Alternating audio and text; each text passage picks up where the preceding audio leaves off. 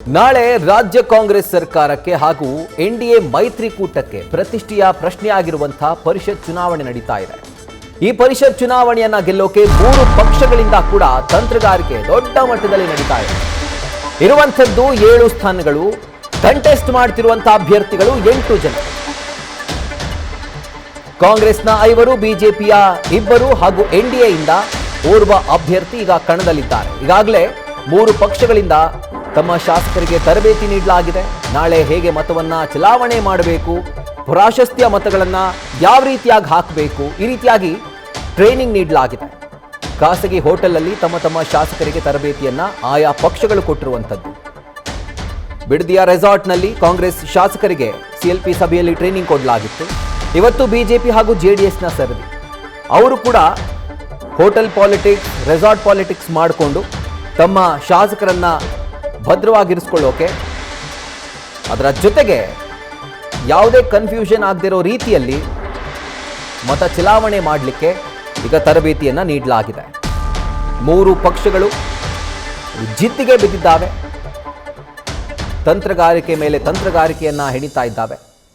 ಒಂದು ಕಡೆ ಇದು ಮುಖ್ಯಮಂತ್ರಿ ಡಿ.ಕೆ. ಶಿವಕುಮಾರ್ ಅವರಿಗೆ ಪ್ರತಿಷ್ಠೆಯ ಪ್ರಶ್ನೆ. ಶತಾಯಗತಾಯ ಕಾಂಗ್ರೆಸ್ನ 5ನೇ ಅಭ್ಯರ್ಥಿ ವಿನಯ್ ಕಾರ್ತಿಕ್, ಕೆಪಿಸಿಸಿಯ ಖಜಾಂಚಿ, ಜೊತೆಗೆ ಮುಖ್ಯಮಂತ್ರಿ ಡಿ.ಕೆ. ಶಿವಕುಮಾರ್ ಅವರ ಆಪ್ತ.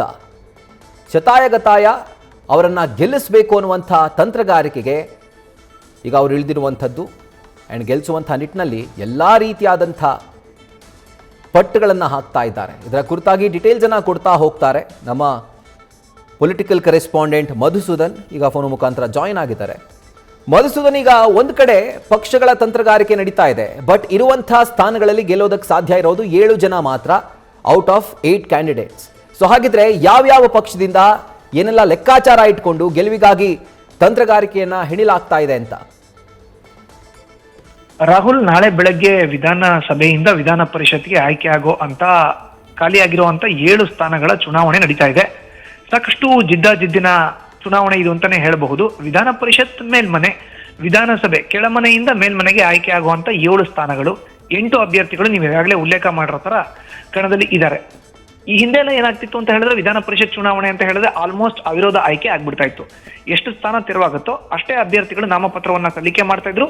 ಹೊಸದಾಗಿ ಅಥವಾ ಮುಂದುವರಿಕೆಗಾದ್ರೂ ಅವರವರೇ ನಾಮಪತ್ರವನ್ನ ಸಲ್ಲಿಕೆ ಮಾಡೋರು, ಅವ್ರು ಎಲೆಕ್ಟ್ ಆಗೋರು. ಬಟ್ ಈ ಬಾರಿ ಈ ಚುನಾವಣೆ ಸ್ವಲ್ಪ ವಿಭಿನ್ನವಾಗಿದೆ. ಖಾಲಿಯಾಗಿರುವಂತಹ 7 ಸ್ಥಾನಕ್ಕೆ 8 ಮಂದಿ ಅಭ್ಯರ್ಥಿಗಳು ಇದ್ದಾರೆ. ಅದರಲ್ಲಿ ಕಾಂಗ್ರೆಸ್ಗೆ 3 ಸ್ಥಾನಗಳು ಬಹಳ ಸಲೀಸಾಗಿ ದಕ್ಕದ್ರಲ್ಲಿ ಯಾವುದೇ ಅನುಮಾನ ಇಲ್ಲ. ಇನ್ನು ಬಿಜೆಪಿಗೆ 2 ಸ್ಥಾನಗಳು ಬಹಳ ಸಲೀಸಾಗಿ ದಕ್ಕದ್ರಲ್ಲಿ ಯಾವುದೇ ಅನುಮಾನ ಇಲ್ಲ. ಇನ್ನು ಜೆಡಿಎಸ್ಗೆ 1 ಸ್ಥಾನ ಸಿಗಬೇಕು.